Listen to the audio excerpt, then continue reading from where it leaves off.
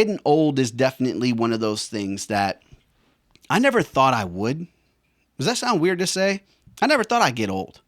You know, I used to make a joke, and I still feel this way. I don't even know if it's a joke anymore. I used to say, man, if I knew I would live this long, I would have taken better care of myself.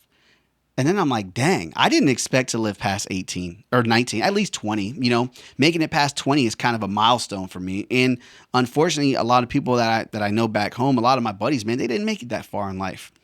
So I take it as a blessing and as a curse at the same time, man. I don't like getting old, but it is what it is. What can you do about it, man? You know, I kind of like the experience and stuff I have in life, but I started to look at things different and my body hurts all the time. And you know what's crazy is my body was already going to hurt leaving the Marine Corps, right? It sounds like somebody crumpling up like an old water bottle every time I sit down or stand up. And I'm like, that's because you age in dog years. You join the military. I kid you not, bro. You do 3 years in that thing. You come out as an old man. That's just the way it is. There's no getting around it. And everybody kept saying, you need to go get disability ratings and do all this. And I was like, nah, man, I don't need to do none of that. I'll be good. And then you start getting older and you're like, man, I should have started reporting a lot of injuries I had. Because, yeah, it might be good when you're in your early 20s. You'd be bouncing back, man, like a rubber band. You'd be good.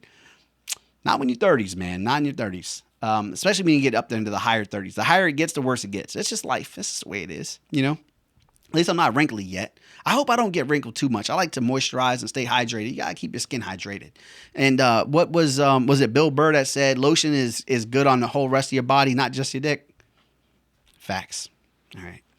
So, yeah, I mean, it's just an interesting conversation to have. I guess in just sharing my life and my world as a creator, because there's a lot more behind it and people don't really realize that too much. We've gotten into this, and I'm not going to try to get too sidetracked. I'm going to bring it back here, but people just get a little bit, I don't want to say predisposed. They get conditioned. They get conditioned to seeing videos and they just talk trash or whatever it is. They just hate them at the moment. And you don't really realize that there's somebody on the other side of that screen.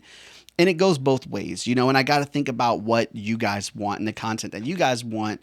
And I stopped making videos to just come up with cool ideas and catchy graphics and all that fun stuff. There's a time and a place for that, obviously, but I like to think about you guys on the other side and just have a conversation one-on-one sometimes. So I think that's, you know, all I really wanted to trail off on. Hopefully I wasn't too much of a trail. Now let's get into some of the fun stuff, the meat and potatoes of everything, man, because we can get into some crazy stuff. And I wanted to share that story with you guys because I mentioned it earlier, the story about how I almost died with chewing tobacco in a helicopter. And it sounds weird because it is. All right. Now I vape because I used to dip nonstop. And for those of you that don't know, that don't use chewing tobacco, it's also called dip. Okay. Now, before I even get into the helicopter story, let me tell you this. I did not know what dipping was. Had no clue at all. And I went to the recruiting station and my recruiter says to me, hey man, you mind if I throw in a dip real quick? And I look around and I'm like, you want to throw in a dip like in the office? Like you're in the Marine Corps. You probably shouldn't be doing that. You know why? Because when somebody said dip from where I am back home, that means they about to make a sherm stick, bro. They about to dip a cigarette in embalming fluid or in embalming fluid and get high as hell. So I'm like, man, this dude is savage. The Marine Corps just does things differently. And then I didn't realize that he was talking about chewing tobacco. Okay. Well, much later on, I got addicted to it. I'm going to say it right now. It was addicting as hell. I wouldn't go anywhere without dip. So that included flight school and it included flying helicopters. Now, if you've never flown a helicopter before, you got to use both your feet and both your hands. That's how it works. We don't have autopilots. Like there is nothing autopilot, at least in the aircraft that I would fly.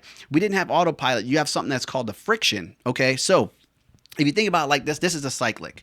And so this is what controls the aircraft, right? So as you're flying, you want to go forward, you push forward, right? Makes sense.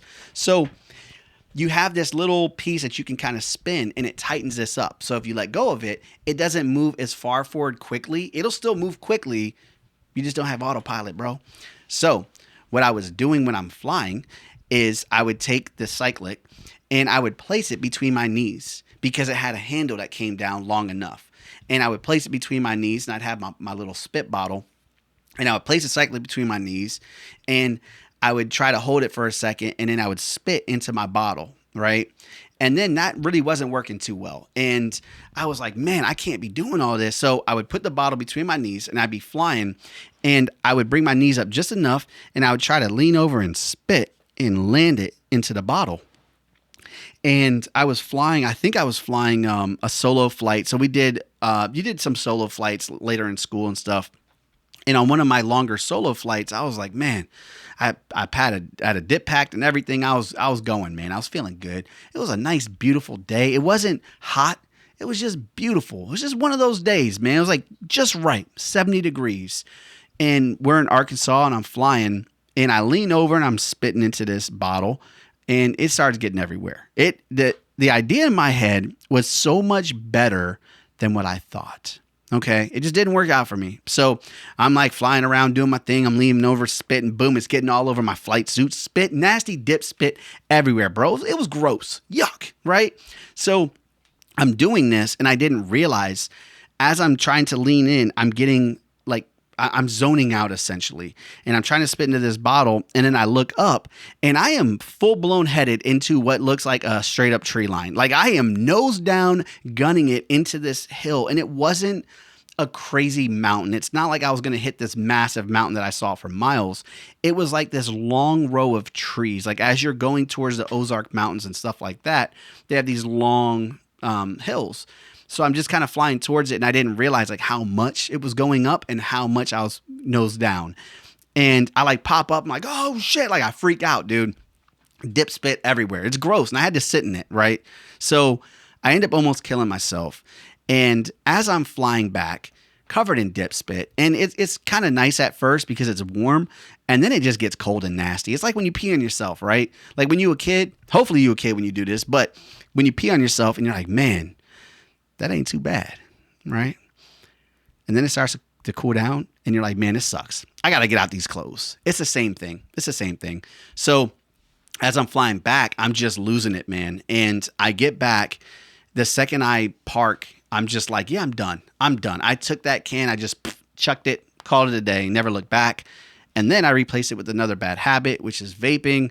So you will probably see it. If you watch some of my videos, you might see some smoke flying around sometimes. You're not losing your mind, bro. That's just me and a bad habit that I need to break. I really do need to stop. And it's not good for you.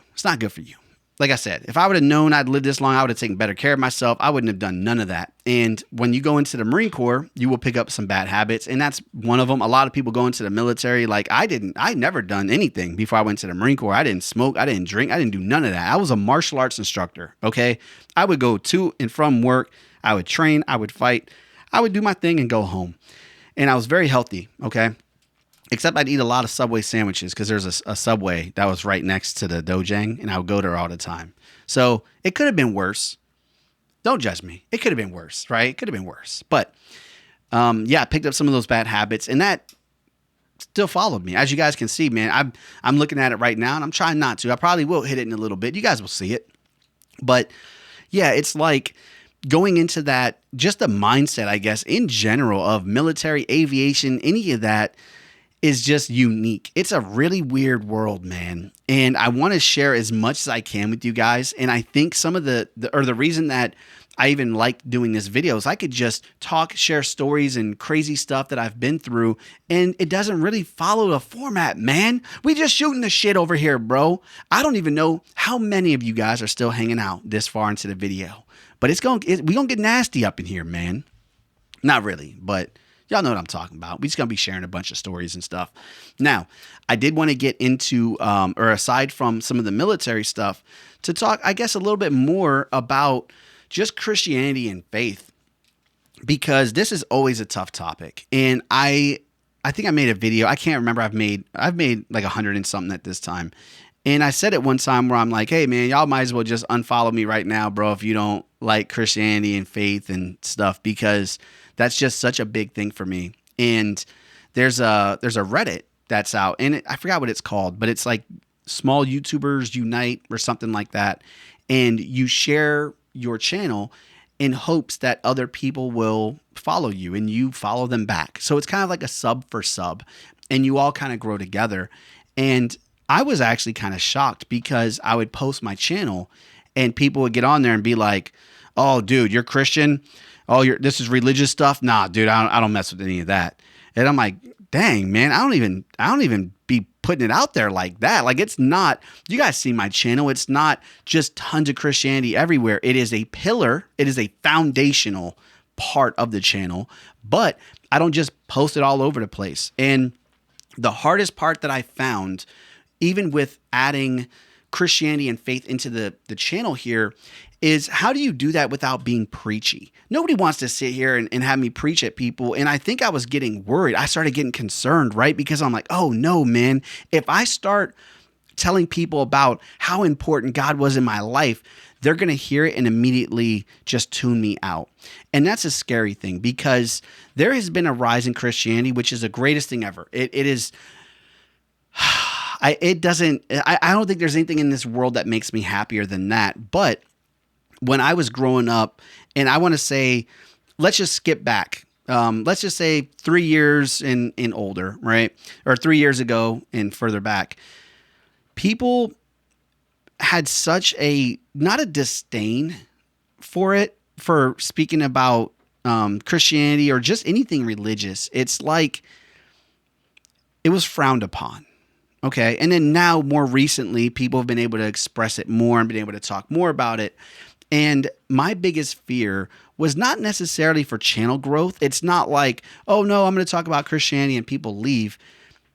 It is what it is, right? You can't make everybody happy. Not everybody's going to be watching this video right now. I could have 0 viewers right now. I don't know. I'm just talking to myself. But what scared me was I didn't want to be the person that was going to church hurt somebody. And I don't even know if that's the right expression for it, to say church hurt.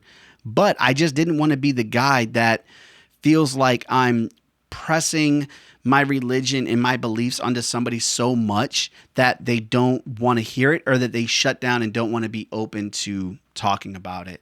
And they don't want to be open to Jesus and listening. And that scared me.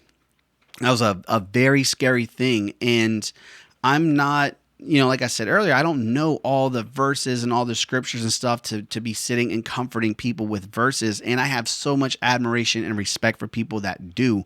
Like, I love Johnny Chang, and just listening to him and Bryce Crawford and the way that they're able to speak to people. They are like pastors, man.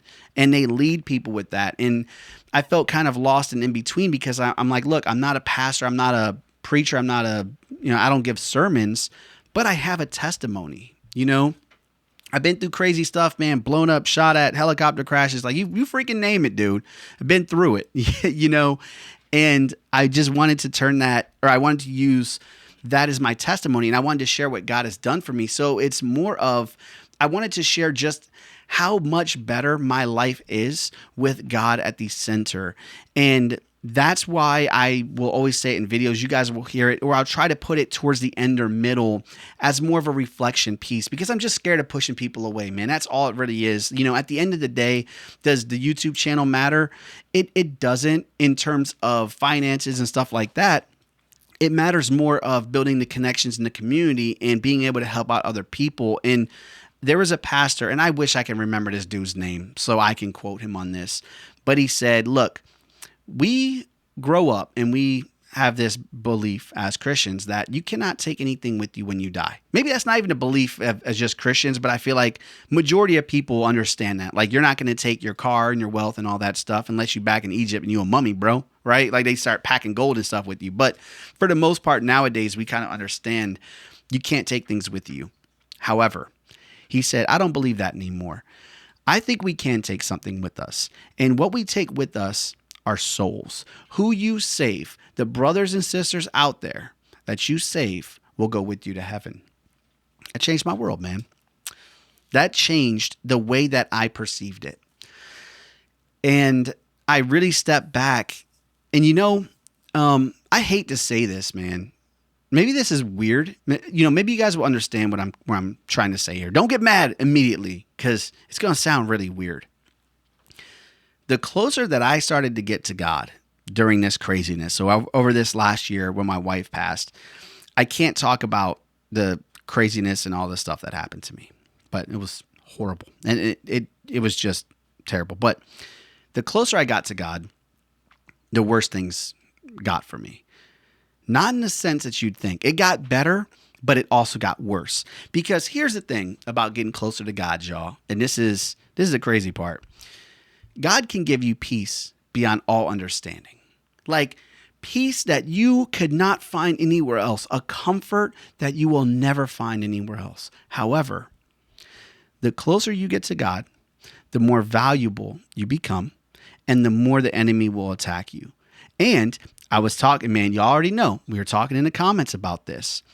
Back in the day, I used to kind of not poke fun at people, but I would kind of scoff and be like, whatever, laugh it off a little bit when people are like, yeah, man, Satan's like attacking, and I kind of downplayed it. So I would think, or I wouldn't even take it serious, really. And then I started to realize that, yeah, man, the closer you get to God, the more Satan's going to attack you because you're more valuable to him. And it's kind of like, think about a thief, right? You have these rundown, rinky-dink, nasty hellhole trap houses all over the place. And those are people that just do not believe, do not care at all. Like they're not bad people. Don't take it that way in any way. It just, to Satan, they're not very valuable, right? Because he already has them. They're not close to God. He's not trying to get them or win them over. But then you see that really nice, beautiful house, that mansion on the hill, right? All decked out, security cameras and all that fun stuff. You know they got valuables in there, man. That's the dude that's the closest to God. That's the best friend right there. That's valuable. So Satan starts to do whatever he takes. He might skip those other houses and be like, man, I don't know if I can get much out of those houses. I already have everything they have. What I want is in that mansion. And that's you. So the attacks will come, and things got bad for me. Okay. Now, with that said, it gets weirder, right? Because, I mean, the closer I got, the more peace I found, the more happiness, the more fulfillment I have, and the more comfort I have on top of it. However, this is where it really got difficult for me. And I'm not about to get really deep into this. We could change the topic in a second, but hear me out. I stopped caring about life. And I don't mean in a sense of like, I'm going to hurt myself. I mean, what on this earth matters to me more than heaven? Nothing. Like, it's just the way it is, right? Like, I started to think about the end goal, okay? And I'm like, man, why am I wasting? I'm just sitting here on earth. I'm just kind of wasting away. I'm existing. I'm just here. It doesn't really matter. I'm like, all the valuables, everything that I want is in heaven, not here. So when I was growing up as a kid, I asked my grandmother and I said, Mom, why can't we have things? I call her Mom, by the way. She raised me. So I was like, Mom, why can't we have everything we want? And she's like, look, if you had everything you want, you won't need God. Okay. And I was upset as a kid. I'm like, man, that sucks. I can have everything and still want God. Then I got older and realized everything I want, the priorities change. I don't want things any longer. I don't want fame. I don't want wealth. I don't want fortune. I don't want none of that. None of that matters to me anymore. I want God to be happy with me. Yes. I want to save as many people as I can. Yes. So I kind of lost, not the purpose, but I guess the drive. Okay. And it was a weird feeling to me because I'm just like, Mom, I don't want to be here. I just want to be with God. Like, when can he just come and take me? And you start to realize, you have a purpose on earth. There is a mission for each and every one of us. God has you down here doing something for a reason. You may not see it, and it's going to suck at times, of course, right? And I feel like that was a difficult time for me. The closer I got, the more the attacks came, and the less I started caring about the earthly world, and I started caring more about the biblical world. There you go. I got tongue tied. Let me take my drink real quick, man. Remember I said I'm not cutting anything out, so you guys got to watch this. And yeah, this is a mason jar. This is all I had. It keeps water cold, man. So what? Damn, that water is actually really good. So, I started to focus on the biblical side. And when you do that, you start to realize how nasty this earth is, man. Every song, everything, every movie that you be watching, there's a whole lot of evil in it, man. A whole lot of Satan out there. So you start to realize that. And it's just crazy, man. It's crazy when you really stop to think about it. And that was hard for me. That was really difficult. And it still is. I'm not going to pretend like it's not, you know. And there was a period of time where I started to get like the closer I got, how am I going to word this, man? I got really close to God. Okay. And then I went through tons of suffering, tons of pain, tons of challenges, tons of craziness. I lost hundreds of thousands of dollars. I was just getting destroyed, man. And God was silent. Okay. And I was like, man, it always says God is closest to those who are brokenhearted, right? And I'm over here brokenhearted. I'm broken everything. I'm broken body, broken spirit, broken everything, man. And I'm like, why is God silent right now? And then I stopped and I thought about it and I said, look, have y'all noticed that during a test, the teacher is always silent? The teacher don't talk. Yep. That's when I kind of realized, I'm like, yeah, this is a test, man. And God is just sitting back watching like, all right, how you going to do on this? You going to perform? You going to listen to what I've been telling you your whole life? I'd like to think so. I'd like to think so. I'd like to think I did good. I've been trying my best.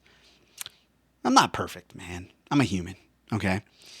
But it's just an interesting thing to look at. And, going back and just looking at my life as a whole, I was a terrible teenager. I was a terrible kid. I drove my parents nuts, made my grandparents' life miserable. I was always getting kicked out of school. I was always fighting everybody. I always had this temper to me, and I hated authority. And I was I was an asshole of a kid, man, even as a teenager. And I like to attribute some of that to the upbringing, like my neighborhood and stuff. Because like what my grandmother said one time, I was like, yeah, Mom, you like to fight everybody. And she's like, I don't like to fight, but I had to fight because I don't want to be a victim. And I realized that, that was pretty much me too, And guys, we kind of live in a world where you start to show somebody that soft side of you, people are going to attack it and they're going to try to turn you into the victim. And I'm starting to learn much later on in life, after hanging out with some of the most badass dudes I've ever met, going through some super crazy stuff and seeing people survive through the craziest things ever. It's always the guys that are the nicest, that are the most vulnerable, that are the most emotionally intelligent, that have been through the craziest stuff. And those are the dudes you don't ever want to mess with, man. Y'all notice that?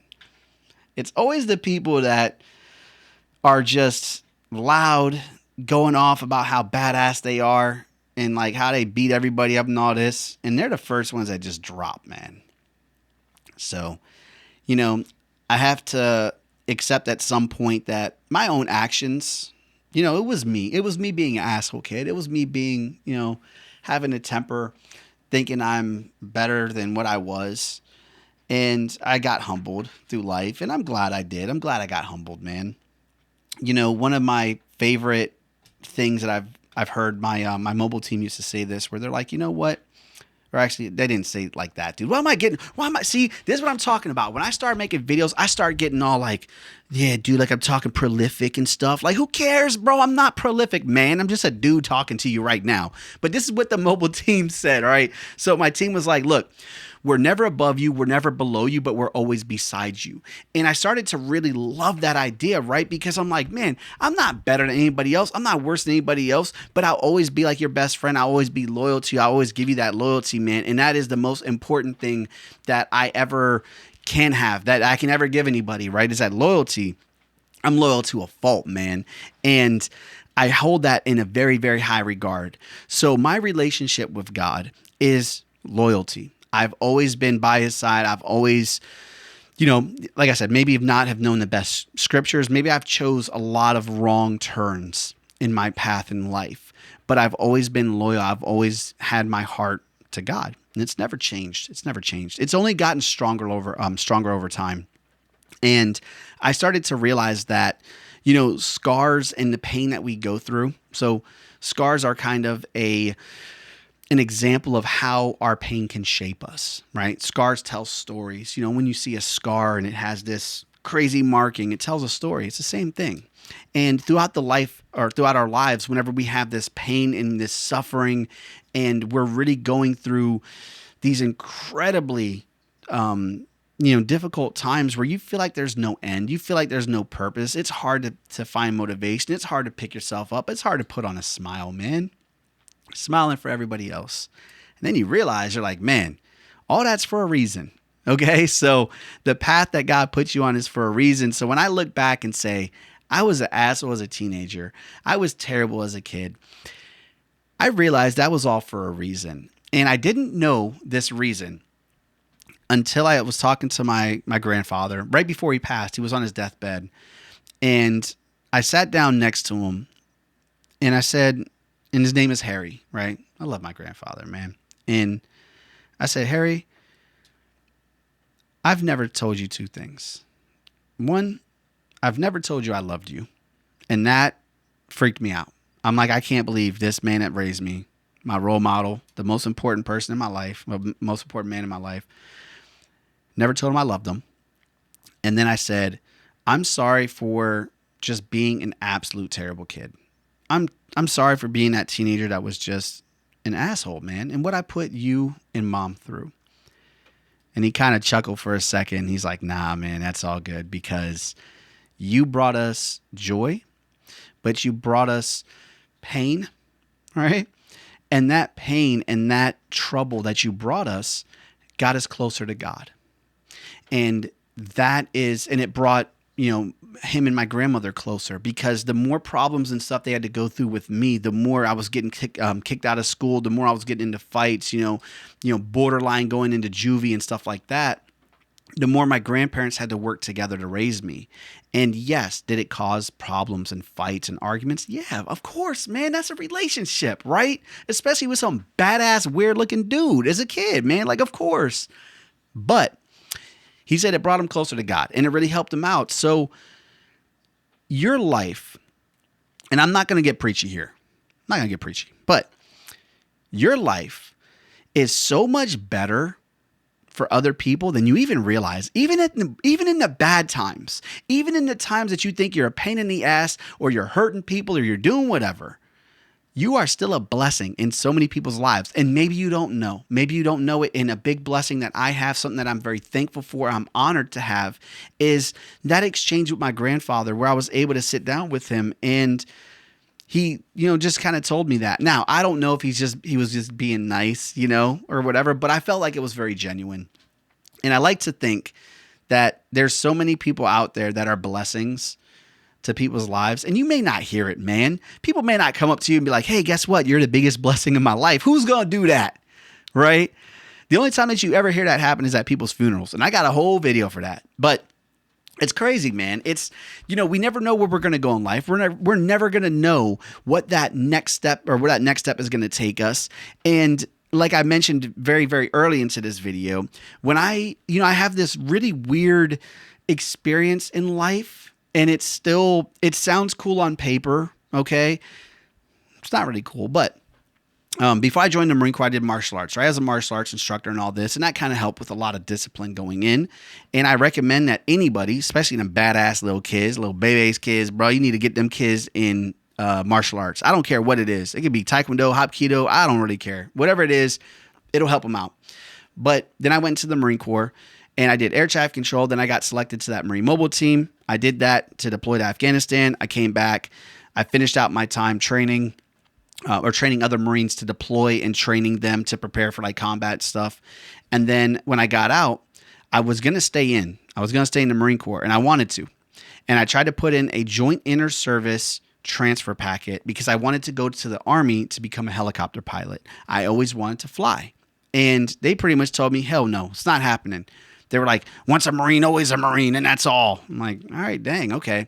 So when I was getting out, I was getting ready to go to like DeVry University or something like that, right? I didn't know what I was going to do. I was just like, all right, I guess I'll get out and figure it out. Like, I don't know. And as I'm at SEPs and TAPS, and if you guys don't know what SEPs and TAPS is, I don't know what the second part of that means, but it's like separation and transition assistance program, something like that. I don't know what it is. It's like a 2-week thing that right before you get out of the Marine Corps, they bring in a bunch of people from different colleges and stuff like that. And they try to, employers or whatever, and they try to help you transition out of the military. And there was this company that came by, and it was called Upper Limit Aviation. And she walks in and she says, "All right, everybody, who in here wants to be helicopter pilots?" You know, I look around the room. I'm like, we can do that? What? Like, I was pumped, boy. I was going crazy. Okay. On the outside, I was like, yeah, I could take it or leave it. On the inside, I'm screaming like a little girl, man. I'm just going nuts. All right. And I look around and nobody else is raising their hand. Nobody seems to care at all. They're just like, that sounds cool, whatever. So I sign up on the spot and I go to flight school. So I got my private, my instrument, and my commercial, flying R-22s, R-44s, some Bell 206, some Turbine. And I liked it, man. No, I loved it. Greatest time of my life. So I became a commercial helicopter pilot. And man, I got so many crazy stories from that school, boy. That's one of my favorite times in my life, man. And I'll have to bring on one of my good friends. He's a flight instructor, or he was my flight instructor at the time. And now he just, man, it dude is such a badass. I'll bring him on here sometime. But I did that for a while, for like, I don't know, a couple years, and I picked some helicopter jobs around here just to make some extra cash. And then I did air traffic control for a bit. Air traffic control, man, I could sit around and talk to you guys about helicopters and air traffic control day in and day out. I will bore you guys to death. I am the biggest aviation nerd you ever gonna meet, man. I love it. I hated it at the time, right? When I first got assigned air traffic control, I hated it, man. And then it became the biggest part of my life, and I fell in love with it. So I did air traffic control for a while, got out, after a while. When I got my disability rating from the VA, it caused a little bit of problems with the FAA, okay? So I got my rating for like PTSD, and that kind of messed some stuff up. And instead of jumping through all the hoops, it just cost a ton of money. I was like, I'll go to school. So the VA offered me an opportunity to go to school. So I went and got my bachelor's in psychology. And then eventually later on, many years later, I got my master's in business. Then I was working at Cape Gunworks, and I was doing their procurement. Why do I always tongue tie when I say that? I was their procurement specialist. And it was just the dude that purchases stuff. Okay. So I did that for a bit, and then I started doing the YouTube videos. And like I said, on paper, you're like, wow, that's kind of a interesting like background. It just means that I just couldn't stay in one job, man. I always try to, I'm not even going to say I'm a jack of all trades, master of none. I'm more like, I pick something up, I get borderline proficient with it, and then I put it down and move on. It's like I get bored once I get to just enough proficiency to be like, yeah, I've done it. And then I move on. And I hate that about myself. I'm like, why, man? YouTube is probably the most consistent thing that I've ever done because I've been doing it for like 2 years now, and I love it. And I get to meet some of the greatest people ever. And this is the issue, like I said, when I talk about doing YouTube videos, especially when I want to talk about certain things. Like I said, I can sit here and I can talk to you guys day in and day out about air traffic control, about flying helicopters. Excuse me. But the problem is, whenever I start wanting to talk about stuff like that, YouTube and AI and everything else, everything that I've read and all my research, it says, in order to tell people about helicopters and air traffic control, it has to have a spine. It has to have a hook. People don't just want to listen to helicopter stories. You have to tell them like the 3 life lessons I learned as a helicopter pilot. And I'm like, damn, I don't talk like that. Like, that's not me. That's not what I do. And I hated it. So I never really talk about it. But I got some crazy, weird helicopter stories. And I got some that aren't even mine. And I feel like flying helicopters. Do you guys want to hear helicopter stories? Like, is that something that you guys would want to hear on this channel? Because I can share one real quick with you, and it's not mine, but it's absolutely hilarious, and I absolutely love this. I am in tears every time I hear it. One of the guys I used to fly with, I can't remember where he was at, but he said they were flying, and it snowed like crazy, right? So snow's everywhere. It's probably 10 to 12 inches of snow, very deep, knee-deep snow, depending on how tall you are, man. 8 to 12 inches? No. How big is that? How big that is? Like that? With that, like 12 inches? People's legs ain't that long. What am I talking about? It's probably like 3 feet of snow, right? All right, how about this, man? An average dude, the snow goes up past your kneecaps. Let's just say that. Right before your kneecaps, okay? It's like the appropriate skirt length for women in schools. Just 3 inches below the knees, all right? Let's just say that. So he's flying around, and he spots a bush. And he's like, man, that's a weird ass bush. Why is there a bush out here? It's a weird snowy looking bush. So they start flying around. They start circling it, right? And we usually do something called a high orbit and a low orbit. We do like a reconnaissance. And we do that because at a higher altitude, we can look down and be like, all right, is it safe? It is. Then we go a couple hundred feet lower, and then we start checking the ground for other things. So if we do decide to land, or if we have an engine failure, there's not a bunch of fences and chicken wire and people running around doing crazy stuff. So he goes down to the lower altitude, and he's like, man, that thing is moving. I think that bush is moving. And as they go to try to get a better look at it, the bush stands up, and it just full-blown sprints and starts taking off. So he takes the helicopter and they start following it. They're like, yo, that's a dude. So what it was is a guy is out there illegally hunting wearing full snow camis, and he thought that helicopter was actually the game warden. Okay? And game wardens, I don't know if y'all know this, man. Y'all better off getting caught by the police. Game wardens are absolutely insane, bro. Like they will ruin your life. All right, they're not to be messed with. So this dude gets up and he full blown tries to sprint. And if you ever ran through snow, it's not as bad as running through mud, but it's terrible, man. It's horrible. So this dude is trying to run, and he's out there laying in the snow, chilling, doing his thing, and gets exhausted. Eventually, he reaches a point where he's like, man, I can no longer outrun them. They're in a helicopter. So he just lays on his stomach, puts his hands above his head, and gives up. And then my buddies just peel out of there, right? Could you imagine what that's like for that dude right now? And he's heart beating out his chest. The dude just lost 15 pounds of sweat, just running straight through the snow, just dragging ass, bro, just losing his absolute mind. He's like, think about it. You're going through all those things in your head. He's like, this is it, man. I'm going to jail. I should have never came out here. I'll never do this again. I shouldn't have been hunting. This isn't worth it. Like, he's going through this not even a midlife crisis. He's just going through a straight up crisis, bro. The dude is thinking about every decision that led him into this moment. And then out of nowhere, the helicopter just flies away. And you're just laying in the snow. And y'all know how that is. You're sweating. You're out of breath. You're breathing hard. And when it's so cold, that burning chest you get in your lungs, you're just burning. You're just trying to live, man. You're just trying to survive, bro. And then you phase down in the snow. And because you're so hot, you get kind of clammy and wet. And it doesn't feel good. Like your skin is like hot to the touch. And then you just lay your face into the snow and it feels kind of good. And you're just like, and you just sitting there just accepting whatever fate comes next. You can pee on yourself, but it's only going to make you get warm for a little bit. And then it's going to make you want to take them clothes off. So you probably shouldn't. But, we've all been in that position before. Maybe not that dude's position. But that's why I like sharing some of the helicopter stories, right? Because a lot of people think, like, when you see helicopters and you start watching them and they're flying and you're like, oh my gosh, they're probably doing something really crazy. Do you think something crazy happened? No. Sometimes, not all the time. We mess around, okay? Helicopters like to have fun, bro. We play around a lot in the sky. I don't know if y'all knew that, but it's not always something crazy, man. We'll see something on the ground sometimes. And we're like, what the hell is that? And we'll just go down and start circling it and be like, oh, that looks kind of cool, dude. Let me grab my drink again. What is this? Oh, yo, that freaked me out. I don't know. Can y'all see that? It's like a powder. It's like a powder around the jar.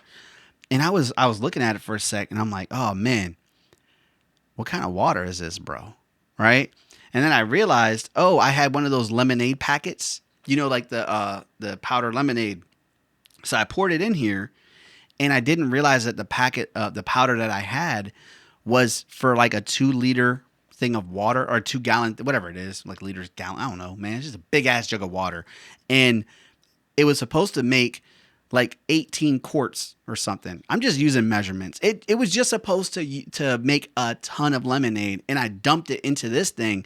I took a swig of it, bro. It made me gag so hard. It was so gross. It was the nastiest thing ever, man. So I remember I got upset at it and I'm like, what? I went and dumped it out. And then I just realized, I'm like, oh yeah, I forgot that happened earlier. So it doesn't taste like lemonade no more, but it freaked me out. It just made me upset.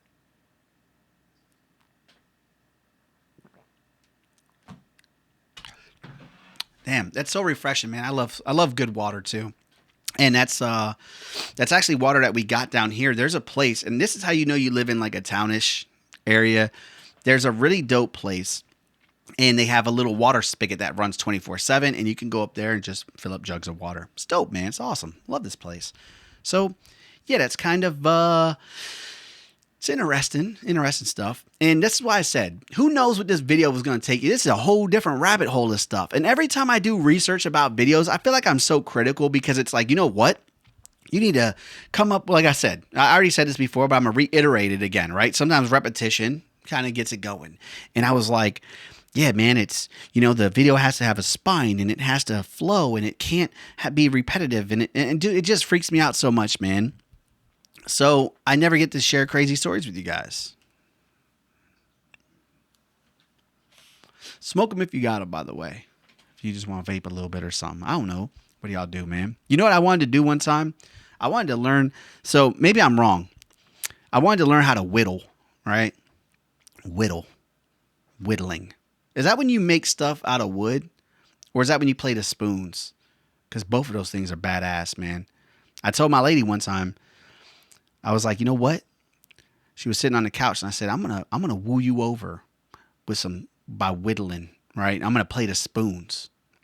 She didn't like it. She didn't like that at all. But I try not to go over, I guess, too many topics because they're like, the viewer's gonna get burnt out if they listen to you. If they hear you talk about too many different topics, it's like, pick one topic and talk for 2 hours. Does that make me look small? I am. Man, what the hell is that?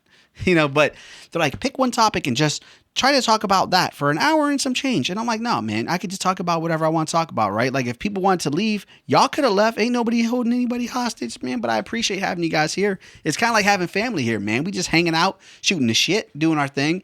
And yeah, man, I like talking about random stuff. And like I said, helicopters is definitely up there. There's so many just weird stories that I've had, especially in flight school. You meet some crazy people, man. Good people, but some crazy people on top of it. So helicopters has been a very big part of my life because even when I was a kid, I used to love seeing, like I'd see airplanes and I'm like, yo, plane. I'm like pointing at planes and stuff. And I've always been a fan of it and I always wanted to fly. And then I didn't realize how much I absolutely loved flying. And it gives you the opportunity to travel and just see the world from a different perspective. So there's definitely the goods. I always like to make this joke. Get ready, man. It's about to get corny as hell up in here. I used to make that joke where I'm like, I didn't use this joke. I wanted to. Actually, you know what? Maybe I'm lying. Maybe I did at some point. But it's like when people are like, what was it like being a helicopter pilot? I'm like, it has its ups and downs. Come on now. Could be a good joke. Could be a bad joke. But hey, let me tell you something though. A lot of people out there, a lot of men have told me this. They're like, dude, that's badass though, man. You probably get like, women probably dig that. I'm like, no, they don't. Hell no, they don't. Let me tell you right now. Women don't like helicopter pilots. I'm going to tell you why. Okay. Every woman in my family hated it. My wife hated it because they don't want that, man.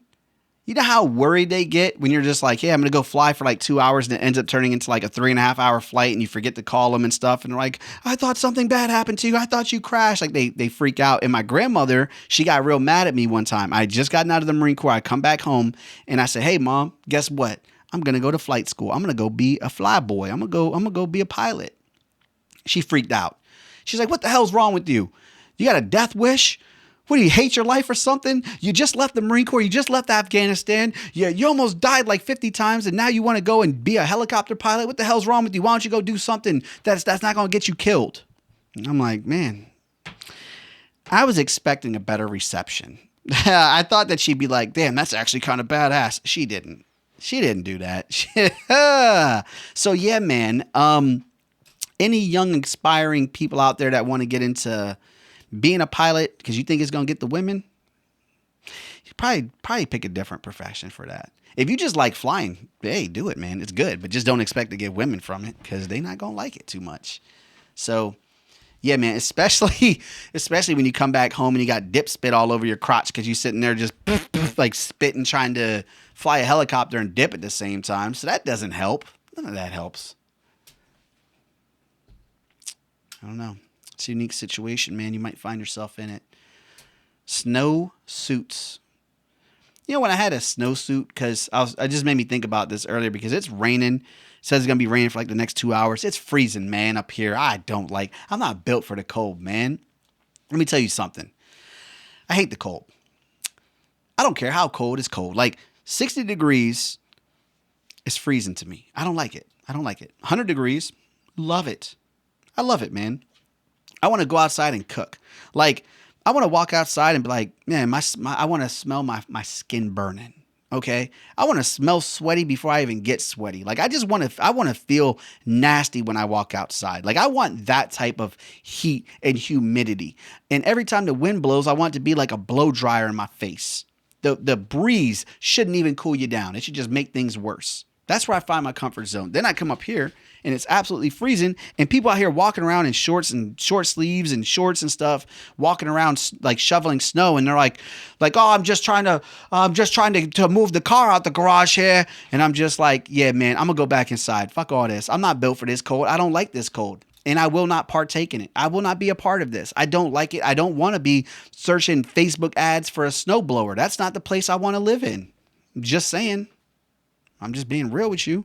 So, dang. See, this is why I got to stop messing with it, man. This thing is broken. I will get a new mic stand eventually so I can stop doing this and doing crazy stuff. It's not because I have like nervous tics or anything like that. It's just this thing is like half broken, man. It drives me crazy. But I had a snowsuit, man. And I liked it as a kid. My grandmother, we got it. So I used to get my clothes from the blessing room at church. Okay. And every once in a while, I came across something really nice. And my grandmother actually was my great grandmother. Yeah. So my great grandmother got me this snowsuit. And I love this snowsuit, man. It was badass, bro. It was like the overalls, the suspenders, the little clips, clops, like all those little things. Loved it. And I was walking home one day.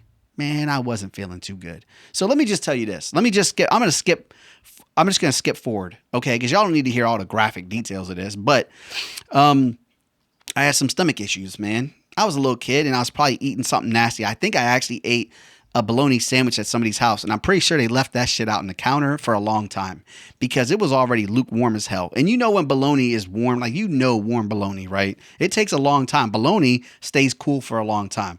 Not this bologna. This shit was hot. This shit was out there for a long time. So, did you guys get the point yet? That bologna was nasty. Pretty sure it gave me food poisoning, but I ate it anyway. It was in a plastic bag at my buddy's house. And I said, I'm hungry. He said, hey, take that sandwich. Cool. Ate it. This is why your parents tell you not to eat things at strangers' houses. So I'm walking back and I got a long way to go. And I think this was the blizzard of 96. Maybe it wasn't even that, but it was snowing like crazy, dude. So I get back to my apartment complex and man, dude, my stomach is killing me. I mean, I am fighting inner demons as I'm walking through the snow. And I mean, I'm shuffling along with my little kid feet, can't really go fast. And in a snowsuit, you don't really have the mobility, right? You can't full blown sprint in it. You got to waddle quick. So I'm waddling home, man. I'm trying to get there. I knew there was a point in this walk that I'm like, I'm not going to make it. And I had to accept that feat. There was a point I had to accept it. And I'm a dumbass little kid, man. So I see this, there's like a little, what was it? It's like a half wall. It's like this stone half wall. Okay. And I get back to my apartment complex and I'm feeling a little bit better this time. So I'm like, oh dude, I'm going to go and I'm going to do some cool rainbow stuff. And I'm going to jump over that wall and I'm going to land on the other side and I'm going to slide down and I'm going to stand up and that's going to give me momentum to run into my apartment. Yeah. I climbed over the wall. I landed on the other side. I slipped, landed straight on my back, knocked the wind out of me and shit all over myself. And let me tell you something, man. You ever do that in a snowsuit? That's a bad day. That's a terrible day. Them things don't come off. All it does is conceal everything. Doesn't help. Dude, where's it gonna go? Bro, it doesn't go at the bottom of it. You over here in like suspenders and 3 layers of clothing or whatever. So I'm laying on my back. I'm sliding down this hill. I'm trying to catch my breath. And you know when you're a little kid, it feels like you're gonna die if you get the wind knocked out of you anyway. So I got the wind knocked out of me. I'm breathing. I'm like, oh man, I'm pooped everywhere. Like it was so bad. It was terrible. It was a bad experience, man. And I remember laying on my back. And this is kind of interesting, but I'm laying on my back and I'm staring up at the sky, right? Oh, excuse me. And it's that winter sky. So it's that light gray sky. And these little snowflakes are just coming and they're just trickling down, landing on my face. And I felt peace and comfort in that moment, right? You just laying on your back, just chilling. Just like, dang, man, I shouldn't have done that. You know, this is after I caught my breath because I was panicking. I thought I was going to die. And then I was also scared that people were going to find me covered in my own feces. And I'm like, man, it's not good. It's not a good look, okay? I don't want to go out like this. But I finally hit that point where I'm like, and I'm just chilling. And I still can close my eyes and remember staring up at that sky and just finding peace in the worst situation. Cut to later on in life, when I was in Afghanistan, I remember I was laying kind of like, I was kind of laying in a like perpendicular to my buddy. And we were just in a bad spot. It wasn't the best place. And I remember staring up at that night sky. Didn't poop on myself. Nothing like that. No, not this time. But I stare up at that sky, and it kind of took me back to when I was being a kid. And I just thought to myself, I'm like, man, you know, I never thought 20-something years later, 15 years later, whatever. You guys know I don't do math good, man. It's not why you're here. I look up in the sky, and I'm in a really bad environment. I'm in a place that I just kind of wanted to go home at that point. You know, I've been in Afghanistan for like 7-8 months at that time, whatever it was. And I'm just staring up at that sky. And it kind of reminded me of that moment as a kid, you know. And even in these worst, terriblest of moments, man, you find peace. You find something. You find comfort in the most random times.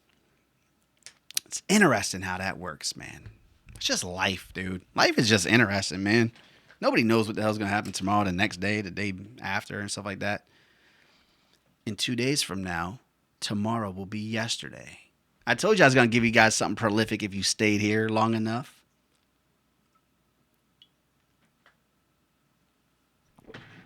Damn, I got to go get some more of that water, man. I actually kind of ran out. I think that's the last little batch I have. Man, this thing is driving me crazy.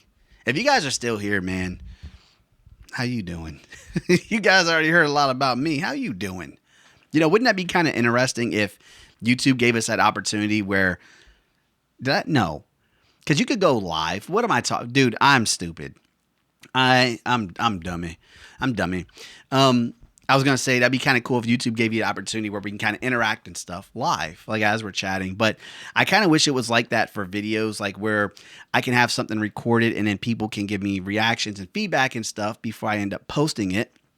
But that's not really the case. You just got to kind of make the video, post it, and then hope for the best. I can tell you right now, this video ain't going to do good. This ain't going to be a multi-million video, man. Who's going to watch this, bro? I'm some random ass stranger, some veteran you just hanging out with in your living room right now. I hope your living room could be your bedroom, could be anywhere, could be the bathroom. I bet you half the people that be watching this stuff be pooping, just watching it. It is what it is, man. That's life. Interesting enough, y'all remember back in the day, before smartphones and all that fun stuff, before we had copious amounts of entertainment at our fingertips, the most entertainment that I used to get, man, is just reading the back of the shampoo bottles and stuff. Like while you're sitting on the toilet and you're just like bored and you're just kind of looking around, I grab the back of the shampoo bottle and start reading all the ingredients and all that stuff. Man, we've come a long way. And we've also kind of regressed in a way too. Like society has come a long way and then we've also gone back as well. Now, I do not do politics in this channel. I'm going to tell you guys that. That's one thing you're not really going to see from me because I don't get into it, man. People get too damn crazy. I just can't. I don't like talking about it. I don't like being about it. Like none of that, man. Hell, even the videos that I do now, people pop up with some real crazy stuff. People hit me with weird, out of nowhere, bring politics into things that I'm just like, what the fuck? What? Bro, I'm telling you, man. I was trying to think of a good example here. I don't even want to do snow stuff because people are going to find a way to do stuff with that. let's just say I had a hardcover book, and I said, I'm going to film a cinematic shot of this book. It's not going to have any text on screen. The book is going to be completely blank. And I'm just going to have the camera scan over it. And it's just going to be this beautiful book. And then it's going to go into the next scene. People still somehow make that shit political, bro. And they're like, yeah, I bet you like books like that. You freaking. And I'm just like, oh my God, dude. Like, this is just too much. It's just too much. So I don't really get into it. So you guys won't see that from me. And, even in the comments, man, I try to, keep everything peaceful and all that stuff. And you guys know, man, I just get I feel like, let me just tell you, let me just say this right now. I am that dude that gets the absolute most hate on YouTube stuff and just videos all the time, bro. It's crazy to me how much I get, and I just don't get it sometimes. Now, I don't let it affect me because what other people eat don't make me poop, right? But it is crazy, man. It is crazy. And that at one point when I first kind of started this, that was demotivational, right? Nobody wants to work 46, 50, 2 weeks or 52 hours, 2 weeks, whatever it is on a video. And then people just talk trash about you the whole time. It sucks, man. It is a very difficult thing to fight past, especially with motivation. And the crazy part is, dude, I'll see like somebody's video, right? And I'm like, I'm going to replicate that. And everybody loved this video. And they're like, dude, this is the greatest video. It changed my life. Right. And then I go to put out that exact same video. And people are like, dude, you're a piece of shit. You're garbage. Like, why would you make a video like this? And I'm like, dang, man. And here's let me talk about something real quick. Let's talk about editing real quick. Let me tell you guys a funny story. So it's a funny story. It's a sad story. It's a funny story. I don't know what it is. It's a story. But I had this dog, and man, I love this dog so much. I mean, dude, that I can't even begin to express how much that dog means to me. And when he passed, man, I broke down like you would not believe. I love that dog so much. He's got me through so much things. But I had this Rhodesian Ridgeback, and his name was Tank. And as he got older, he was about 8 years old at the time, and he developed this really, really massive lump on his leg. I mean, his leg swelled up like a bowling ball, and nobody could figure it out. I took him to tons of different vets. They did exploratory surgery. They did crazy different things. Nobody can figure it out. And there was a point where I kind of wanted to share this or his story with the world. And I was kind of hoping in my mind, I'm like, people will see this story of my dog and maybe they'll be able to help, or somebody will see it, because I saw a video one time where some lady had this like tumor or something, like a growth on her neck, and she didn't notice it. But somebody, like, the video went viral and somebody noticed it, and they're like, hey, you should get that checked out. That might be cancer. And it was crazy, right? Saved her life. So I was like, man, maybe somebody's going to see this and be like, oh, I know what that is. And maybe they can help me with my dog. And when he got older, he would have difficulty getting up and down the couch. He couldn't move, man. I used to have to carry him outside so he can use the bathroom. But one of the things that I loved, at least in this time, is I was able to take care of him. So I was able to find this purpose in giving him comfort, and he was never in pain. He's still playing with the ball. I'm still playing with them. We're still just chilling. If he was in pain, different story. That would break my heart. I would have to start thinking about, maybe having to put him down, because I don't want him to suffer, right? I'm not going to let somebody else suffer for my comfort. Not happening. But long story short, I put this video out, and I don't know how to edit too well. So I put what I thought, I was like, I'm just going to put a really sad song with this video of me caring for him, picking him up on the couch, cleaning his wound, because it opened up because he used to lick it, and cleaning his wounds and doing all this. And the very first comment I got, some lady's like, you are despicable. This is the grossest thing I've ever seen. Trying to use your dog to get famous or something weird. And I'm like, that's weird. Maybe that's just one lady. Like, not everybody's going to be that mean and evil, right? Like, this is my dog. This is my best friend. Like, I would die for this dog. If somebody walked in this house right now and that dog couldn't protect himself, I'm taking that bullet for that man. And, the comments kept coming in, bro. And they were like, you need to kill that dog. You're a piece of shit. I'm like, oh my gosh, what? Like, what is going on, bro? I thought people were going to be compassionate. I thought people would see this dog and be like, damn, I kind of want to help him out. Nah, man, it was terrible. It was rough. And it's because also, like, it's crazy, because if I made that video right now, knowing how to edit and knowing how to do that stuff, I would have never I wouldn't have done a emotional sad song. I would have showed like the happy parts and stuff like that and built that up. But I didn't know any of this, man. I just put out this video and people went absolutely nuts. And I'm just like, yeah, man, this sucks. I probably don't ever want to do that again. And I feel bad. And I was actually going to make a video to honor, his name is Tank, man. I love this fucking dog so much. But and I think he might have had like another issue with them, like mentally he wasn't all there, and I think that's why I loved him so much, because he's just a little bit, he was weird, man. That's why I love that dog. But I was gonna do a video to kind of honor him in that story, that message, and I never got around to it because it's a lot of editing, and my hands hurt after hours of editing. A lot of the time, you guys don't see that, or you don't see this side of it, but I will sit here and edit and edit and edit for 13, 14, 15 hours a day. And my hands hurt, my body hurts. I'm tired of sitting in this chair. And the messed up part that I get from a lot of people, and they don't mean anything bad. It's not bad intentions, but people don't consider it like a job, even though there is millions of people that make this a job, right? Like this is a career, like TV shows. Right? YouTube is essentially TV shows. It's entertainment. It's whatever. And there's a lot that goes into it, like the filming, the production, like the equipment, like everything that you have to do. I had to learn so much about editing and videos and absolute amounts, but they don't consider it to be this job. So people always say things like, oh, it must be nice. You just get to sit around all day. And I'm like, I wish that was the case. I walk around my house. I stress the hell out all the time trying to come up with content and ideas and videos that I'm going to talk about. And then I'm like, okay, now I got to come up with a hook and a thumbnail and a title and a tag and SEO. And I have to go through all this craziness. And then what ends up happening after 50 hours of making a video, you put it out, boom, 6 views. Okay, let's turn around and do it again. And you just keep doing that over and over and over and over. And it's brutal, man. And this video is a little bit different. This video, the reason behind the reason I even made this video, they always tell you who are they? And why do they always tell you? They don't always tell you this. I saw a video of this guy that said, you should make a pillar video on your channel where you just be yourself, tell your jokes, shoot your shit, do whatever you want to do. And just to let people know who you are. And you could talk about whatever topics it is.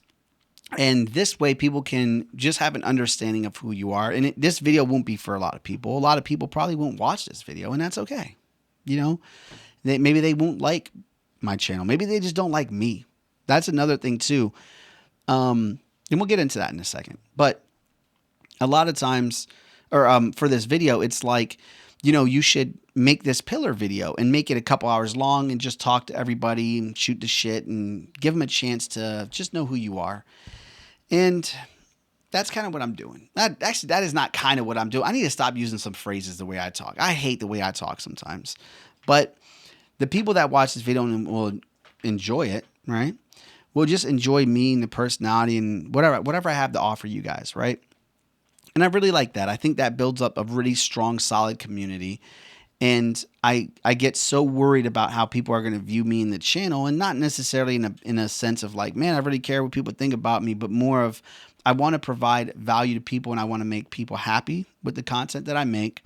And that's why it matters so much to me. Now, what's messed up, man, and this is just the way it is. I don't care who you are. I don't care what you do. People will instantly judge you, and a lot of people will hate you for absolutely no reason instantly. Just the way it is. People will love you instantly too. Like it goes both ways. I feel like more people will like you or love you or whatever it is more than they'll just hate you randomly. But you'll have that sometimes. People would just be scrolling the YouTube video. They see you and maybe you remind them of somebody that pissed them off some years ago or something happened. I don't know, man. People are just in a bad mood and they just hate you out of nowhere. And I kind of noticed that for YouTube videos, like you could make a video right now and share how you cured cancer, and you're going to spread it and give it away to the world for free. And you're like, hey, we're going to cure cancer. And by the way, I developed this food that can feed everybody in the world, and it's going to solve world hunger. Dude, people will get on that video and roast you. They will still hate you. I don't care who you are. You could be anybody, any race, shape, origin, size. It don't matter, man. People are like that. And that is something that people need to accept, I guess, if you're going to make content and YouTube videos. And that's something that took me a little bit to understand, because I'm like, dude, people are just going to they're going to love my personality and the jokes and the content I make. No, they're not. People are not going to like it. Damn, that is so good, man. That is great water. But yeah, that was another life lesson. That's just something else I had to learn. And I'm sorry if I had to keep moving his mic, or sorry, the camera. Maybe it's a good thing though, because they're like, hey, if you move the camera and you change camera angles, like if we just did this, look at how much more interesting this becomes, right?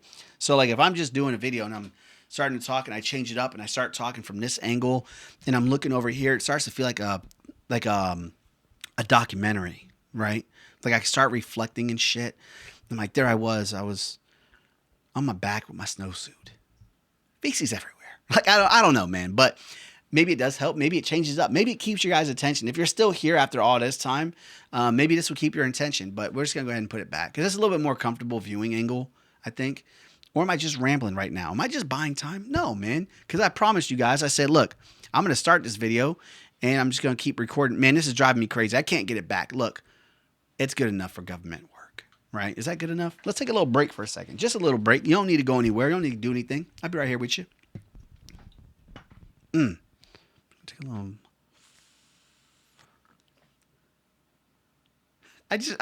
I'm gonna start doing that sometimes. Why do I talk in past tense like that when I'm actively doing something? I'm like, oh, I should probably do that as I do it. No. Yeah, if you ever notice, you could just make like a really weird face when you're doing something. You could just make the weirdest faces, man. Freak people out. Then you shift it, like drinking water. That water is actually very good. Okay, but you make a gross face. People like it. Or maybe they don't. Beauty of life. But yeah, man, what y'all doing today? Y'all got any good plans going on? Is there anything in your life right now that's going on that you want to talk about? Anything in the comments, man, you guys can drop it too. Even if you guys just want to say, what's up, man? You just say hi, bro. I'm all for that too. You know, it doesn't have to be anything crazy. We don't need to, every comment doesn't have to be anything super intense. I love the intense comments and I love learning from you guys. So it could be anything. It could be anything, all the above, man. How's y'all family doing, man? What y'all eat for breakfast? All that fun stuff. But yeah, I mean, this is just such a weird video for me, man. It really is, because this whole time it feels so uncomfortable to not have direction. Like most videos, I'm going to tell you guys how it works, man. Let me pull back the curtain a little bit. So most of the time you'll come up with this crazy good, like, I'm just going to say crazy good topic, right? You come up with this good topic and you're like, man, this is something I want to talk about. This is going to be interesting. People are going to love it. And then you got to come up with this hook and then it has to flow, right? So it kind of goes in this story format and you're like, all right, the story always has to go forward. It always has to be forward momentum. You can't really go back. And this video is not that. This video is no spine, no direction. We just kind of pick a lane and we just go to it for a little bit and then we pull it back and we go, back and forth and back and forth. And this video's all over the place. So it feels chaotic. It feels hectic. But at the same time, I kind of like this style because I could just sit here and shoot this shit with y'all, man. And we got a little bit of time left, man. My battery ain't that dead. See, it said that we had, what's 45 plus 30, 31, 76. Man, boy, ain't that bad at math, huh? Look at me. Look at your boy, man. Already killing it with the simple addition. But I'll tell you guys a funny story about, and this is going back to flight school. A lot of my stuff is flight school, but I'll tell you guys kind of a funny story. So when I first got to flight school, you have to take different classes before you even fly. So before you even start flying, you're doing different courses that revolve around basics of everything, like English 101, all that fun stuff that you do in college, you do at flight school too. So our flight school was separated. So you had hangars, which is over by the airport, and that's where you would do your very flight specific stuff. You'd learn about the aircraft and the systems or whatever. And then you would go to college, which was right across the street. And that's where you would do all your college courses because the VA said, we're not going to pay for you guys just to go to flight school to get your licenses. Don't work like that. Instead, you have to go, you have to be working towards an active college degree. Now, with all that rambling aside, and like a little background, I was going to my very first college course. And at that school, there's another separate part of that school. So you have your main college, like I said, the English 101s and all that stuff. And then you had something that was a little bit, it's supposed to be a little bit more advanced because it's part of the pilot program, right? Sounds cool. And bro, I go into class that first day. We sit down and the professor draws a circle on the board, big ass circle. And he starts talking about sine and cosine and Pythagorean's theory and all this crazy stuff. Shit I never heard before. I barely made it out of high school, okay? I don't know geometry. I don't know algebra. Never even made it far enough to hold a trigonometry book. Don't know any of that stuff. Just a bunch of right angles and obtuse and acute angles. That's all I really know, okay? So he draws his circle on the board and he just starts going off, man. I mean, he is just right and left and right. He's just sitting there scribbling and doing his thing and he's pop, pop, pop, bang, bang, ding. And he's like, yep. And then you take the cosine. Does everybody know where I'm going? And I look around the room because I don't belong here. I'm not in the right place. And I look around the room. I'm like, what the fuck is going on? So I start looking around and everybody looks like this. Head down. Everybody's taking notes. Everybody knows what's going on. I'm over here. Dude, I'm shook, right? I had the little grid line pieces of paper and I'm over here trying to figure shit out. And I'm just like, I drew the circle and I started doing the dots and the things that he's telling me to do. I'm trying to look busy and I'm just struggling, man. And I just thought to myself, I'm like, time out, hold on. How in the hell does everybody else know what this dude is talking about? And I'm like, see, this is why public school done failed me. This is why I should have been paying attention in school, man. I was a badass kid. I should have been studying. Now I'm about to get kicked out. I'm not going to be able to pass this. How am I going to pass this school, man? It's not going to happen. This isn't good. So I started freaking out internally. On the outside, I'm just cool as shit. I'm just like, man, yeah, whatever. Yeah, I hear you too. So then I leave the class. We all leave the classroom, right? So the class is over and the professor's like, and it gets easier. I got something in my face, man. It's driving me nuts. And he's like, it gets easier than this, man. Don't worry. And, he goes into something even more complicated. So as we leave the class, I stop everybody. Like we all kind of gather in like a little group. And I'm like, hey, man, how the hell do y'all know what he's talking about, bro? That is the most confusing thing I've ever seen in my life, man. I don't know what happened. I don't know what's going on, man. I'm struggling here. And all the other students in the class were like, bro, we don't know what the fuck he was talking about either. Like we were just pretending to kind of understand like what was going on, And that's when I kind of realized, yeah, man, not everything is as it seems. On the outside, people might be going through stuff or going through the motions and stuff in that schoolhouse, and you realize that, like, man, everybody's part of the same struggle. Some people may be may grasp things easier than you do or whatever, but I damn near wanted to quit, man. And then to follow this up, this is the next, I want to say this is probably like a week or two later. And this is why I'm leading into the story. So a week or two later, we actually start going onto our first flights, and it's called like an introduction flight. So they'll take you up and they'll give you the experience of what it's like to fly in a helicopter. Now, you're not going to be sitting on the controls and all that stuff. You got the instructor, and he'll give you one little control at a time. So he might let off the pedals for a second. He's like, all right, you take over the pedals, and you just keep the nose forward. Here's a crazy thing. So we go to fly. We fly with doors off during the summer. So it's hot outside. It's Arkansas. We're flying with doors off. And I didn't realize this because the whole time I thought helicopters kind of do like that slow, like they slowly pick up and just kind of whatever. Or like Grand Theft Auto and stuff. They just kind of go vertical until you get high enough and you can just go. Hell no. Bro, they take off like an airplane and then just pop straight up in the air. So you'll get hundreds of feet very, very, very quickly. And I was used to flying military aircraft. So military aircraft is humongous. Like they're massive, right? These are massive troop transports. They transport heavy equipment, all that fun stuff.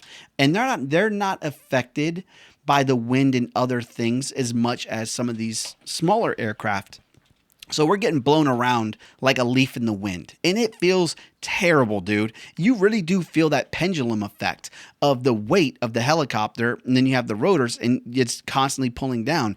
And it feels like that. You're getting like swung to the side and left and right. And it just, man, it's shaking up my insides, bro. It just doesn't feel good. It was terrible. And, we go up there and my instructor is just yelling at me the whole time, man, screaming at the top of his lungs. And I just kept thinking to myself, I'm like, why is this guy being so mean to me, bro? I don't know what I'm doing. He's like, take over the pedals. Da-da-da. I'm like screaming.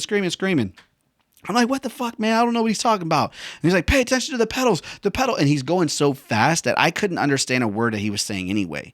So he's like trying to explain the pedals. Okay. And this is what it sounded like to me. He's just screaming.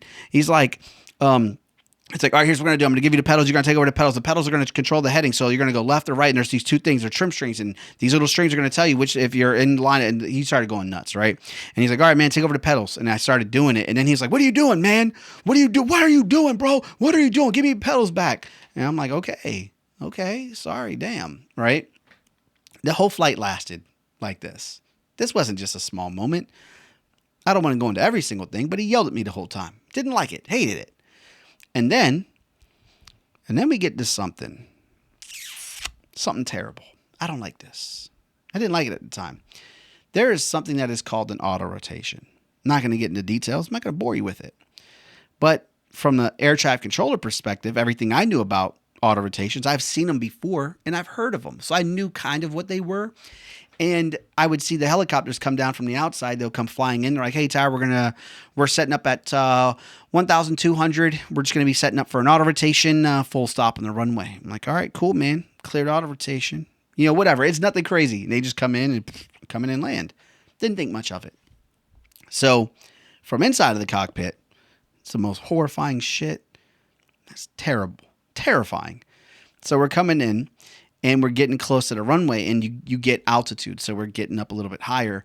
And at the time, the runway is like the size of this pen, right? Because we're so high up, the runway doesn't look like much.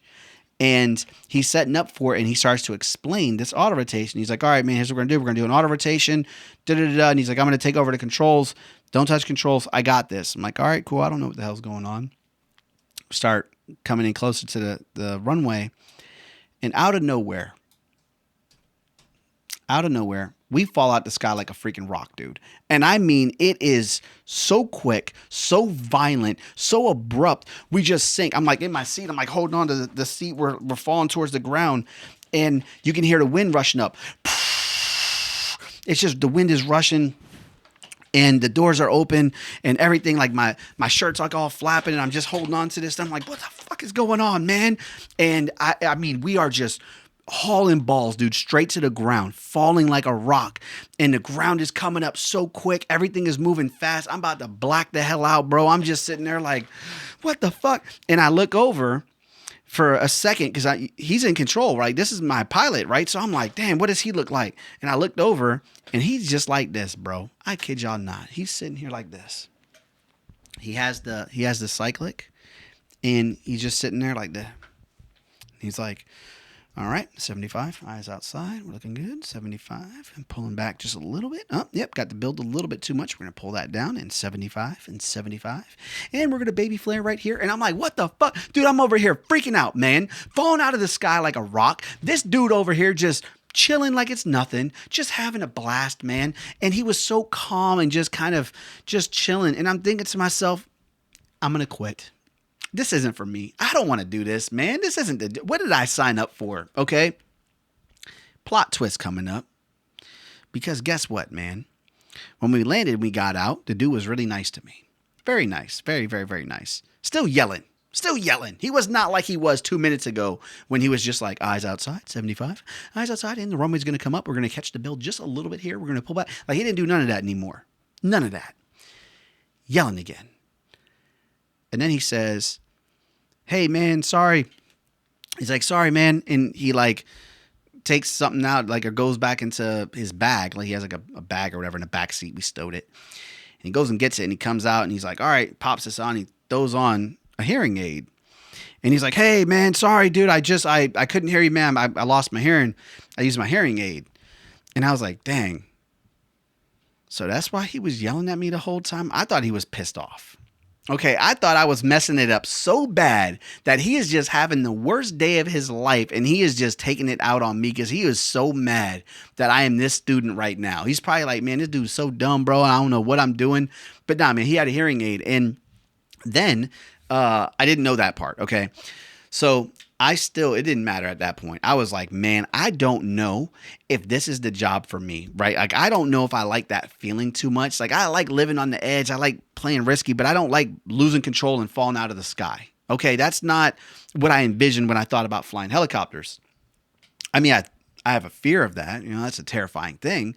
But that wasn't my go-to when I was going into it. Like, I always thought worst case scenario, we probably fall out of the sky and we probably die. Like, if that's the case, I didn't think we'd just be doing that on a regular flight. Like, hey, man, you know what we're going to do? Let's climb up to, let's say 1,600 and cut the freaking engine off. Yeah, I didn't think we'd be doing that. That's what our auto rotation is, by the way, in case you're curious. So, and I can bore you guys with the details about how it works too. I don't know if you guys want to hear it, man. Maybe I'll share a little quick, brief summary of what it is. But I'll do that in a few minutes. So I get into my car and I'm decompressing. I'm trying to figure out what the hell just happened over that last hour flight, however long it was. I called my grandmother. I said, Mom, I'm probably coming home. I think I'm done with this shit. Like, I do not want to do this. This is not where I'm meant to be. And she's like, so you're telling me you done saved up all this money, you done sold all your stuff, you done committed to this school, now you're going down to fly a helicopter and you gave it like your very first flight and you're done? That's it? Oh, hell no. She was pissed. But then she was kind of happy that I wasn't going to be a pilot anymore, you know? But then she said, hey, sleep on it, go to God with it, see what God says, put it in his hands. Full surrender. If he wants you to stay there, you'll stay there. If not, then you'll leave, man. And, you know, it's all God's plan at the end of the day. I said, all right, Mom, I'm going to give this over to God. I went home and I prayed. And the next day, maybe not the next day. You guys will hear me say that. You guys know what I'm talking about. Maybe like a week later, whatever it was. But I had another flight. And this was my actual first flight. This was no longer an introduction. This is me going into my first flight. And I had this instructor. Dude is badass, man. Dude's name is Thomas John, right? Badass dude. And we get into the aircraft and he is like the coolest dude I've ever met. Super chill, calm. He ain't yelling. He ain't screaming at me. The first thing he did when he pulled up though, and I went to go meet him, I was like, let me check to make sure he got hearing aids or not. Cause I need to know if I'm gonna get yelled at or not. You know, like I need to know this. But yeah, man, he just kind of came up. He's like, hey, what's up, dude? Like, you ready to do this, man? Like, super freaking chill. Kind of remind me of like that beach dude, right? Not like super beachy. That's like, yo, what's up, dude? I'm just trying to catch the waves, bruh. You know, like, cha, bruh. Like, not like that beachy vibe, but I kind of got that laid back, maybe not hippie, like, fuck, man, where are my sandals, man? Like, not that hippie, you know? Just beach vibe, okay? So we go to fly. Dope as hell. Coolest dude ever, man. And it is super chill. And he's explaining things. And he's like, all right, man, look. He's like, once we get airborne, do you feel good? Do you feel comfortable? I'm like, yeah, I feel good. I feel comfortable, man. He's like, all right, cool. We're just going to do a basic turn. It's going to be nothing crazy. It's not going to feel the best on your body. All right. We're going to do a little bit of a turn. You're going to feel that seatbelt tug against you. It's not going to be like, dude, he was just so calm and so cool about it. So there was a road that we had to follow. And he's like, all right, man, just follow the road and you're just going to learn how to turn. And he was doing these turns, right? And he's like, you could turn more than that, whatever you feel comfortable with. And I'm like, I don't feel comfortable turning too much because with the doors off and you have your seatbelt, when you do a turn in the helicopter, it is seatbelt, your body weight, and 1,200 feet below you. Boom, hard ass floor. Yeah, it doesn't feel good at first, okay? So it takes a while to build that up. And then eventually you're just over here cranking out crazy turns and you're just like, yeah, like let's freaking do this thing. Doors off, motherfucker. Like you don't care, right? You have a good time with it. Once you get comfortable with something, you start pushing those boundaries. Now, remember we were talking about auto rotations and what that's going to be? Man, I got to dry my mouth, man. This ain't good. Hold on.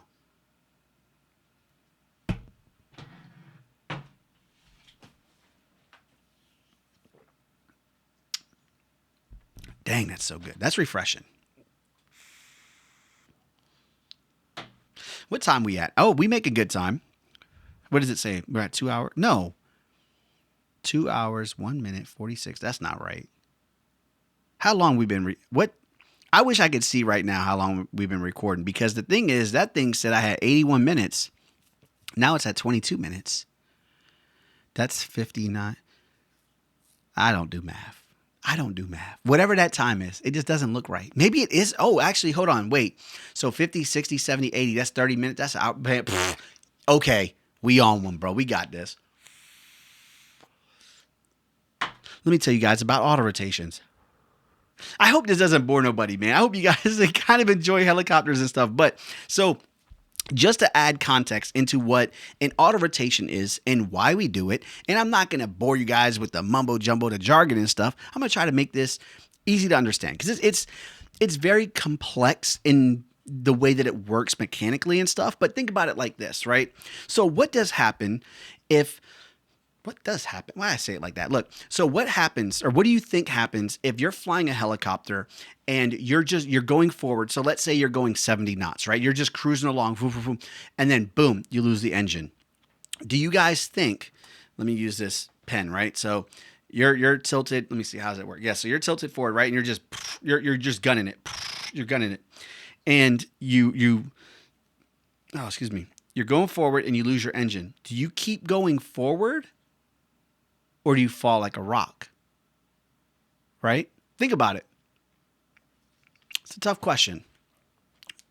If you're flying forward and you lose that engine, do you keep going forward, or do you fall like a rock? It's a tough one. I let that breathe a little bit, because that's what our instructor did. He told us that. And half the class said you would fall straight like a rock. The other class said, oh, you'll just keep going forward. This is what happens. So you're flying along, boom, engine failure, right?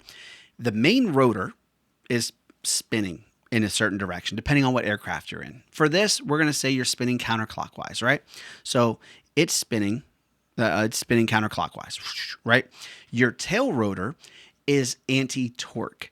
So all it's doing is it is countering what that main rotor is doing, right? So if you had no tail rotor, the body would spin. Right? Makes sense.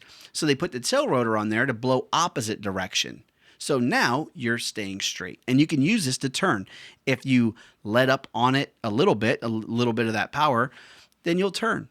You add, you'll turn to the right. That's how you turn. You just turn with the pedals. So what ends up happening is this. Boom, engine failure. Immediately, you don't get that torque from those main rotors, right? You lost a lot of that inertia. So it's going to have this really hard yank. So you smash on the pedal to stop the nose from turning, and you start to fall. But you don't fall like a rock. You don't go straight down. You don't just fall out of the sky, right? You still are going 70 miles an hour, and you're still generating enough lift to keep going, because those rotor blades are still spinning. They don't just immediately stop spinning and you fall, right? They're still spinning. They're free floating inside of that rotor shaft, right? So what ends up happening is, as you start to fall, you are no longer producing that spin on your rotors from your engine. You're no longer driving it with the engine. So how do you keep those rotor blades spinning long enough to produce enough lift so that you do not fall and hit the ground hard enough? Auto rotation. You tilt the main rotor blades up. So when you fall, think of it like a pinwheel, okay? As you're falling, you're just changing the pitch of those blades so that the wind that's coming up is now spinning those blades. And there you go. Now you are doing a controlled descent, so you're not falling straight into the ground and dying. That's what it is. Now, it definitely doesn't feel good, because you are a very abrupt engine stop or whatever it is, and you do sink. Like it is that sinking gut feeling. You're like, holy shit, you go 2,000 plus feet per minute down to the ground. But that's kind of the nature of the beast of it. Now, from the outside of the helicopter, it doesn't look too bad. You just see a guy flying, and you're like, oh, he did an auto rotation. He comes in and lands.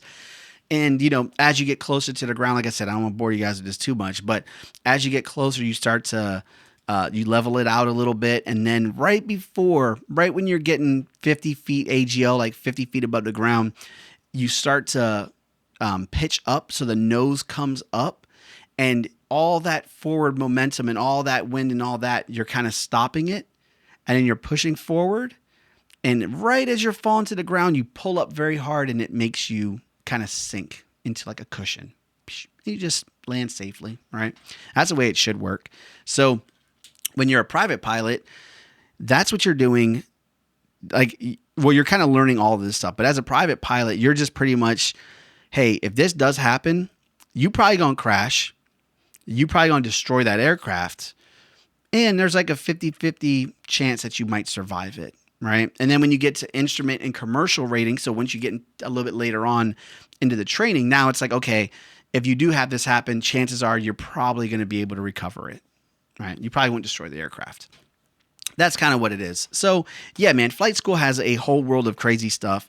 And you know, one of the things that I really tried not to do on here too much was to bore you guys with helicopter stuff and mechanics and all that crazy thing. But I figured, you know what? This is a very different YouTube video. This is something that I'm not going to do on the channel again. I'm not going to do a very long, like 2-hour thing where we just talk, because I do feel like when we do our podcast, as we get into podcasting, which, you know, the next podcast video is coming out very soon. I'm going to do a podcast where I'm kind of interviewing one of a good friend of mine.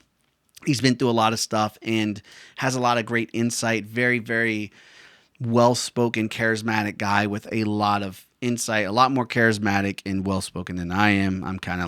I'm like your bare minimum, bro. I'm just your dude hanging out, right? But we're going to get into those podcasts, and those are a little bit more structured so we can find those topics to talk to you guys about. And that's why I always ask in these videos, and I'm being dead serious, man, when I'm like, hey, can you guys let me know what you guys want to talk about, right? Because I don't always know, man. And what I want to talk about sometimes might be boring. I'll sit up here and talk about helicopter stuff all day, and you guys are like, oh my gosh, here he goes again with his helicopters and his auto rotation and his little whirly birds. Like, I'm tired of hearing it. So I don't know, man. Maybe, you know, you guys, like I've said it before, I work for you. I make videos for you guys.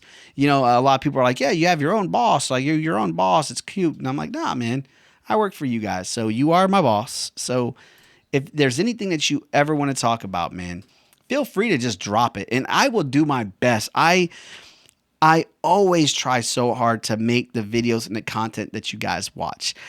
Sometimes I don't see your comments because YouTube is really weird, especially with replies, man. If I do not reply to you, leave me a brand new comment. Do not reply to the old one, because YouTube, for some reason, does not show replies, like response. Thought I heard something dripping. I didn't like that.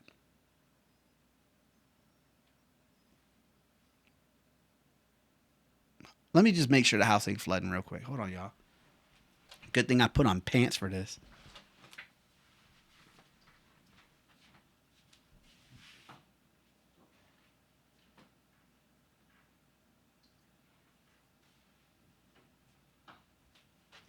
All right. Hey, that looks good, man. That's not too bad. And my puppy's still sleeping, so that's good. So she's just gonna she's gonna leave us alone for a little bit. Maybe she might wake up. You guys might see her if she does decide to come over here. She's kind of tired today. She's actually racked out. But yeah, man, you know, I look forward to what you guys want when it comes to videos and stuff in the channel, because like we talked about in the very beginning, man, who the hell am I if I don't have viewers, if I don't have you guys watching? But YouTube, for some reason, does not ever show response or notifications for replies. So you guys will leave me great stuff, and then I won't ever see it. So if that's the case, two things you guys can do. Two things. Sometimes leaving it, if you see like a community post and you just drop it and be like, hey man, can you check my comment? Or can you, I left you a comment on a video. I can go back and check it. Sometimes those are a little bit better. Or if you just leave me a brand new comment, like copy paste it as a brand new comment. Dude, that is freaking me out, man.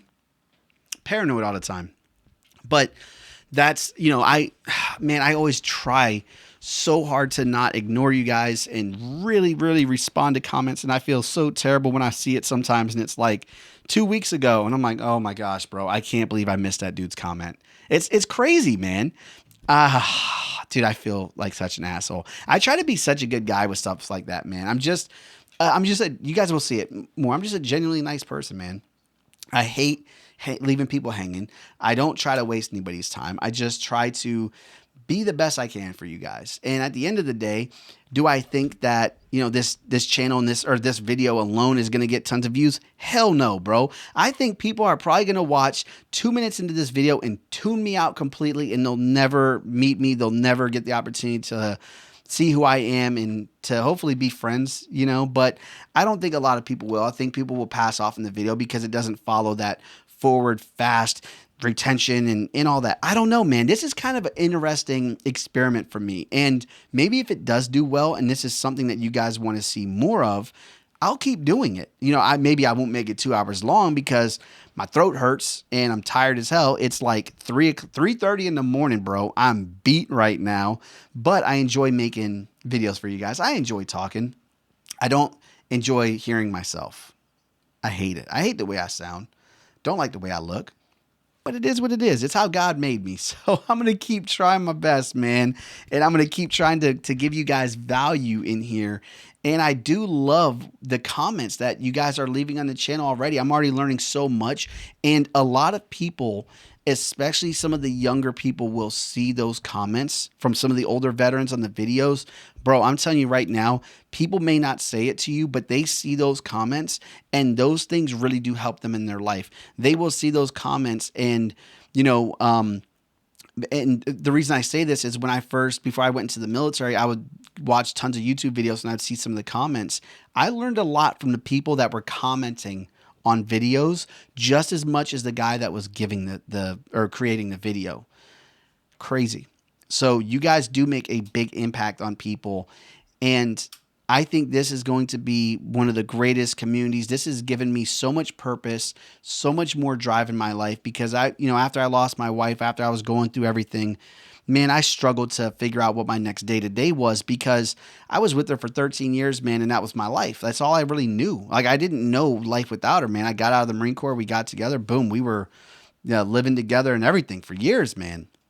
And it was like my entire life was no longer a life that I knew. I was just kind of part of a world that I wasn't really a part of. Like, I didn't even go outside of the house. I just hung out with her all day. We didn't do much, man. We just stayed to each other. And that's it. We were like best friends.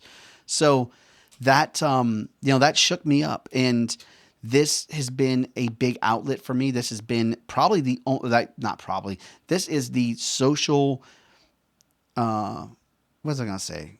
Not social setting. Maybe it is social setting. This is the most social interaction that I get throughout my days, man. It's just talking to you guys. And I didn't realize how much of a community YouTube is, right? Because I always use YouTube as just videos. I never really commented on people's stuff. I never really got to know creators. I just watched a video. I'm like, damn, that's cool. And I moved on. And now that I'm starting to get into it more, I'm like, dang, man, this really is a good community. And you can build up a good community with people that are all different views, beliefs, and stuff like that. I welcome everybody, man. I'm a people person, bro. I'm introverted. Okay, let me be real with you guys. You all probably don't notice. I'm introverted as hell. Everybody on the outside is like, oh, there's no way, man. You're always laughing and joking and stuff with people. I'm like, yeah, on the outside. On the inside, bro, I'm introverted, man. I don't know what to say to people. I don't know how to talk to people. I like talking to people, and sometimes I want to. But I also like that alone time. I like, being to myself. I like having that sense of privacy. I don't want my entire life to be broadcast 24/7 on videos. Like, I don't know how some of those creators do it, bro. They be putting like, all right, man, watch me sleep. And they just leave their stream on while they sleep. And I get it. It makes money. It's good content, but I do like some of my own personal life or my own privacy, but I'm also very open and transparent with you guys. So you may not see everything, but I will try to explain as much as I can, or I'll be as transparent as I can so that there's no shock. You guys aren't getting blindsided by something crazy with me. Usually I'm pretty straightforward and honest, I would assume, or I try to be at least. I'm a human, man. I'm flawed. I'm a human. But at the end of the day, my goal is to make sure that God is happy with me. That's what I really want. When I'm standing before God, I want him to be like, all right, man, I'm proud of him. I'm proud of you, And I always got worried that, the one thing I never want to hear is Jesus say, ye of little faith, and use my name near it. Like, that's not what I want. I want him to be like, hey, man, you did exactly what we wanted you to do. You forgave, you helped people, you saved people. So as we kind of get ready to, close this out, I'm going to keep recording until this camera shuts off. I just actually, you know what? I probably shouldn't do that because it might stop the recording and I could lose this whole thing. And if I'm telling you right now, if I just spent all this time talking to you guys and making this video and I lost it, I'm probably not going to re-record it. I'm done at that point. I'm like, this video would just never surface, and that's just the way it is. So I may stop it like a minute before, but, or hold on, let me see. Is my camera getting hot? Sometimes it gets hot. That's probably not good. But I kind of wanted to use just this channel and everything as that testimony to be able to speak to other people. And I'm hoping, I'm praying every day that people that watch this video, even if they are not followers of Christ, even if they don't believe or anything like that, they can see how much God and how much my faith has improved my life. And it's just made me a happier person. And it's made me the man that I am today. It's given me purpose. It's given me reason. It's given me hope. And maybe that will push them to that direction. But I'm never going to try to force people, man. I just look at it like this. Theo Vaughn said it one time, and he said, there's a lot of lonely people out there. A lot of people sitting in their house right now, lonely as hell.